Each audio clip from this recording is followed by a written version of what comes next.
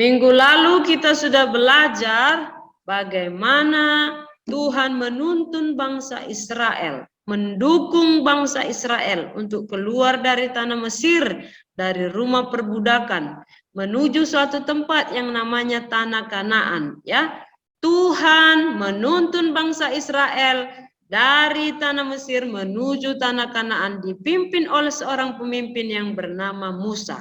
Tapi mereka harus melewati yang namanya padang gurun, ya.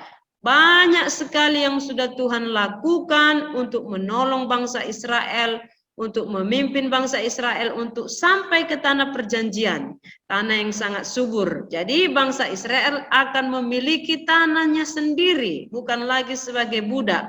Mereka akan pulang ke negeri Kanaan. Dulunya kan nenek moyangnya dari tanah Kanaan, tapi karena di tanah Kanaan waktu itu musim kelaparan, maka bangsa Israel pindah dari tanah Kanaan menuju tanah Mesir. Mereka yang pindah dari tanah Kanaan itu berjumlah 66 orang, ya, dari keturunan Yakub, bapak Yakub, yang namanya diganti jadi Israel. Pindahlah mereka 66 orang di tanah Mesir, ke tanah Mesir. Pada saat itu ada kelaparan. Ya, terjadi kelaparan, mereka pindah dari tanah Kanaan menuju ke tanah Mesir. Tapi sudah lebih enak di tanah Mesir, ya. Mereka udah nyaman di tanah Mesir. Tetapi pada saat Yusuf meninggal, ada satu raja yang namanya Raja Firaun tidak mengenal siapa Yusuf ini. Padahal Yusuf sudah sangat berjasa sekali di Mesir. Waktu itu dialah yang menjadi Perdana Menteri di Mesir supaya tidak terjadi kelaparan. Maka Yusuf membangun lumbung-lumbung di seluruh tanah Mesir dan menimbun gandum seperti pasir banyaknya, sehingga orang Mesir tidak kelaparan. Ternyata Raja Firaun yang baru setelah Yusuf meninggal, muncullah satu pemimpin Raja Firaun yang baru. Mereka menindas bangsa Israel di tanah Mesir. Ya, bangsa Israel menjadi budak selama 430 tahun. Mereka akan keluar dari perbudakan itu. Musa memimpin mereka. Banyak sekali yang Tuhan sudah lakukan, ya, yaitu membelah laut Teberau. Tuhan mendatangkan angin supaya mereka bisa berjalan sampai di padang gurun juga. Padang gurun ini namanya padang gurun, tidak ada tumbuh-tumbuhan yang tumbuh. Bagaimana mereka makan? Tuhan memberikan yang namanya mana, roti dari surga, ya, yaitu selama 40 tahun mereka makan mana, ya. Jatuhnya pada saat pagi hari, seperti biji ketumbar, ya, dan rasanya seperti kue madu. Dan itu mereka giling, mereka olah menjadi makanan. Jadi ada roti bundar, boleh dibakar, ya, terserah mereka mau buat seperti apa. Begitulah cara Tuhan memelihara. Pada saat kekeringan, pada saat tidak ada air, Tuhan memelihara mereka dengan air.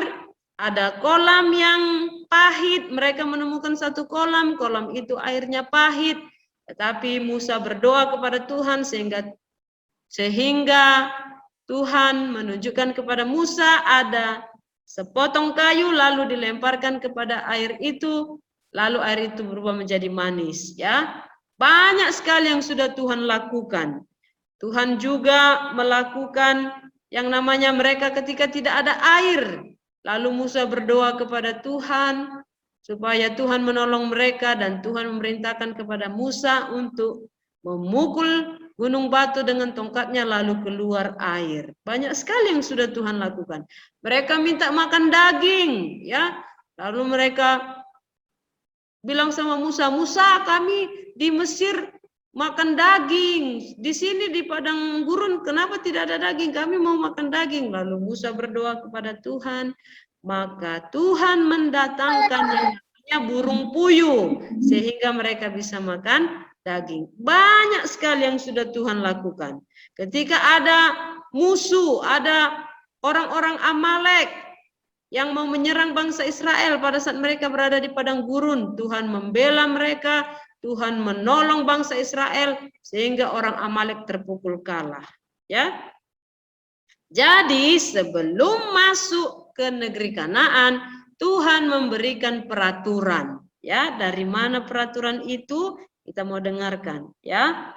Kemudian Tuhan menyuruh Musa untuk menghadap Tuhan ke Gunung Sinai, ya, ke Gunung Sinai. Karena apa? Karena Tuhan akan memberikan peraturan kepada bangsa Israel supaya mereka hidup tertib, hidup sejahtera, hidup disiplin, ya, supaya mereka berbahagia. Maka kata Tuhan kepada Musa, Musa, katakan kepada semua orang Israel, segenap bangsa Israel, firman Tuhan kepada bangsa Israel, jika kamu sungguh-sungguh mendengarkan firman-Ku dan berpegang pada perjanjian-Ku, maka kamu akan menjadi harta kesayangan-Ku sendiri dari antara segala bangsa, sebab Akulah yang mempunyai seluruh bumi. Kamu akan menjadi bagiku kerajaan imam dan bangsa yang kudus. Inilah semuanya firman yang harus kukatakan, yang harus kau katakan kepada orang Israel. Ya, oke. Musa berada di atas Gunung Sinai ini, dia bertemu dengan Tuhan, lalu Tuhan memberikan kepadanya 2 loh batu. 2 loh batu ini isinya adalah peraturan-peraturan, 5 di batu yang sini, 5 yang di batu sini, ya. Dan peraturan-peraturan ini mau diberitahu kepada bangsa Israel supaya mereka hidup disiplin, hidup sesuai dengan perintah Tuhan. Bangsa Israel sudah menunggu-nunggu si Musa. Lama sekali si Musa ini turun dari atas Gunung Sinai ini, ya. Mereka menunggu-nunggu. Kemudian datanglah Musa membawa dua loh batu. Tapi pada saat Musa turun, bangsa Israel sudah melakukan yang jahat di bawah. Mereka nunggu lama kali si Musa di atas gunung. Enggak adalah nanti pemimpin kita ini yang mau membawa kita ke tanah Kanaan. Lalu abang Musa yang bernama Harun, mereka desak. Harun, si Musa nggak tahu kami bagaimana kabarnya di atas gunung sana. Entah udah meninggalnya dia di situ. Sekarang kami mau ada Tuhan, ada Allah yang mau kami sembah. Si Harun bilang, Tuhanlah yang layak disembah. Marah bangsa Israel. Ya, dipaksa terus si Harun. Akhirnya dibilanglah sama si Harun, kami mau ada Allah yang mau kami lihat, yang mau kami sembah. Lalu Harun juga kalah dengan desakan-desakan bangsa Israel, ya. Ya sudahlah, mana anting-anting emas kalian? Mana semua gelang-gelang emas yang waktu kalian keluar dari tanah Mesir diberikan oleh orang-orang Mesir? Waktu bangsa Israel keluar dari tanah Mesir, orang-orang Mesir memberikan yang namanya anting-anting emas, kalung atau gelang emas. Yang semua yang berbau emas dibakar di api, dibuatlah patung anak lembu tuangan. Ya, patung anak lembu emas dibuat. Itulah mereka sembah. Akhirnya si Musa, waktu dia turun dari gunung itu, dia lihat bangsa Israel. Waduh, sudah jahat betul. Padahal Tuhan sudah mengeluarkan mereka dari tanah Mesir. Sekarang mereka menyembah yang bukan Tuhan. Menimbulkan sakit hati pada Tuhan. Ya, marah si Musa. Padahal dia sudah bawa 2 loh batu. Ya, yang pertama Tuhan menuliskan, loh batu ini Tuhan sendiri yang menuliskan, ya. Jangan ada Allah lain kepadaku selain aku. Ini perintah yang pertama. Yang kedua, jangan membuat atau menyembah kepada patung. Yang ketiga, jangan menyebut nama Tuhan Allahmu dengan sembarangan. Yang keempat, ingatlah hari Sabat dan kuduskanlah itu. Jadi Tuhan mau, yang pertama, jangan ada Allah lain di hadapan Tuhan. Jangan menyembah selain Tuhan. Tuhan tidak suka. Ya, hanya menyembah kepada Tuhan karena Tuhanlah pencipta dan penebus kita. Kalau yang lain tidak pantas disembah, tidak patut karena dia adalah ciptaan. Jangan ada Allah lain, kata Tuhan. Yang kedua, jangan membuat atau menyembah kepada patung, mau patung gajah, mau patung monyet, mau patung serigala, mau patung tipatkai, mau patung apa lagi, Sun Gokong, tidak boleh disembah, ya. Mau patung apapun, Tuhan tidak mau ada patung disembah. Karena patung itu bukan Tuhan. Ada matanya tapi nggak bisa melihat. Ada telinga patungnya tapi tak bisa mendengar. Ada mulut patungnya tapi tak bisa bicara. Oleh sebab itu Tuhan perintahkan yang kedua, jangan membuat atau menyembah kepada patung. Yang ketiga, jangan menyebut nama Tuhan Allahmu dengan sembarangan. Yang keempat, ingatlah hari Sabat. Hari Sabat itu apa? Hari perhentian. Tuhan menciptakan langit dan bumi hari pertama sampai hari ke-6. Pada hari ke-7 adalah hari Sabat. Tuhan berhenti dari segala pekerjaannya dan menguduskan hari itu. Jadi siapa yang mengingat hari Sabat, hari perhentian, hari untuk memuji Tuhan, maka Tuhan akan menguduskan orang itu. Yang kelima, peraturan yang kelima, hormatilah ayah dan ibumu. Nah, ini perintah Tuhan. Tuhan akan memberikan umur panjang dan berbahagia kepada anak-anak yang menghormati orang tuanya. Ini janji Tuhan. Siapa yang menghormati orang tuanya, maka Tuhan akan memberikan umur yang panjang. Hormat pada orang tua itu seperti apa? Dengarkan nasihat orang tua. Apa yang diperintahkan orang tua harus kita kerjakan. Karena orang tua tahu apa yang terbaik buat kita. Ya, orang tua tidak pernah merencanakan yang jahat kepada anaknya, tetapi selalu yang baik. Oleh sebab itu perintah Tuhan, hormatilah ayahmu dan ibumu. Susah jadi orang tua. Mama mengandung 9 bulan, lalu melahirkan taruhan nyawa. Kadang mamanya meninggal kalau anaknya susah dilahirkan. Ya, ada yang meninggal mamanya kalau susah anaknya dilahirkan. Sudah itu diurus lagi, dibelikan susunya, dibelikan popoknya, semua makanannya dilengkapi ya. Sampai enggak tidur malam, anak-anak bayi kalau malam hari rewel. Sekali 2 jam bangun, ya orang tuanya sudah sangat lelah sekali. Oleh sebab itu Tuhan memerintahkan kepada anak-anak, hormatilah ayahmu dan ibumu. Hukum yang ke-6, peraturan yang ke-6, jangan membunuh. Ya, kalau membunuh itu berarti kan ambil pisau, tusuk orang, bisa juga membunuh. Tapi bisa juga ambil tembak orang, bisa membunuh. Tapi ada juga firman Tuhan berkata, kalau kamu membenci saudaramu, itu juga sama dengan membunuh. Ya, jadi jangan membunuh, artinya jangan kita membenci orang lain, ya. Jangan membunuh, jangan menghilangkan nyawa orang lain. Nah, itu peraturan Tuhan. Yang ke-7, jangan berzina.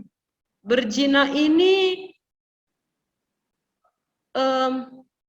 kalau kita sudah punya mama, kita punya papa, lalu papanya pergi dengan perempuan lain atau mamanya pergi dengan papa lain, itu namanya berzina, ya. Kemudian ada laki-laki dan perempuan yang tinggal satu rumah tapi belum menikah, itu juga termasuk berzina. Kemudian firman Tuhan juga berkata, kalau kita menyembah kepada yang bukan Tuhan, itu juga termasuk berzina secara rohani. Menyembah yang bukan Tuhan, ya. Yang ke-8, jangan mencuri. Ini perintah Tuhan. Peraturan nomor 8, jangan mencuri. Apapun, mau pensilnya, mau buku temannya, mau penghapus temannya, mau uang temannya, apapun ya, jangan mencuri. Yang ke-9, jangan berdusta. Berdusta ini berbohong, ya. Peraturan yang ke-9, jangan bohong. Tentang apapun, tidak usah bohong. Lebih bagus jujur walaupun kena marah. Tapi hanya sekali saja dimarahi. Yang penting kita sudah melakukan perintah Tuhan. Kalaupun kamu dapat nilai rendah, takut menunjukkannya ke orang tuanya. Ya, bilang saja dapat nilai rendah. Kalau dimarahi, ya belajar lagi. Ya, nggak masalah kalau dimarahi, kalau kita sudah jujur. Oke, yang ke-10, peraturan ke-10, jangan mengingini harta milik sesamamu.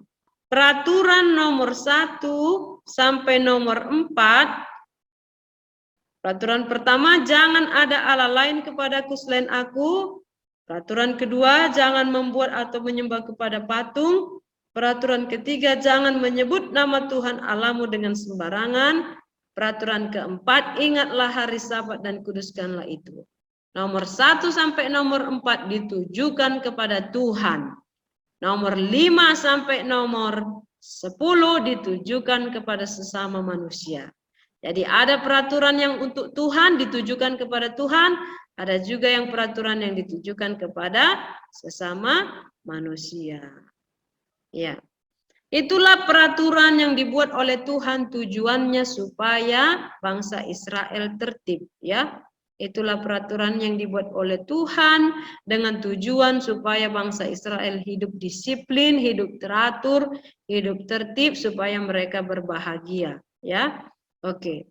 Jadi pada saat Musa turun dari Gunung Sinai, dilihatnya bangsa Israel sudah melakukan sesuatu yang mengerikan, yaitu menyembah patung anak lembu, ya, patung emas anak lembu, dibuat dari anting-anting, dibuat dari gelang, dibuat dari kalung, ya.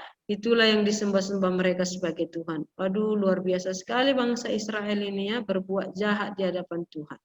Padahal Tuhan sudah mengeluarkan mereka dari tanah Mesir dengan suatu perjuangan yang besar, karena Raja Firaun tidak memperbolehkan mereka keluar sampai Tuhan mengirimkan tulah. Pada saat Musa melihat bangsa Israel telah melakukan apa yang jahat, menyembah yang bukan Tuhan, maka marahlah si Musa. 2 loh batu ini dicampakkannya pecah, ya, pecah 2 loh batu ini. Apa yang telah dilakukan oleh bangsa Israel ini luar biasa jahat di mata Tuhan, ya. Sehingga, ya, orang Israel ini di hadapan patung mereka menari-nari, mereka menyembah patung itu, mereka bersorak-sorak, sehingga si Musa melihatnya lalu membanting loh batu itu ke tanah, akhirnya pecah. Lalu si Musa membunuh orang-orang jahat yang menyembah kepada patung itu. Akhirnya untuk yang berikutnya, Musa naik lagi ke Gunung Sinai, karena Tuhan akan memberikan lagi peraturan itu. Yang pertama sudah jatuh pecah, dan Tuhan memberikan peraturan kepada bangsa Israel untuk dilakukan.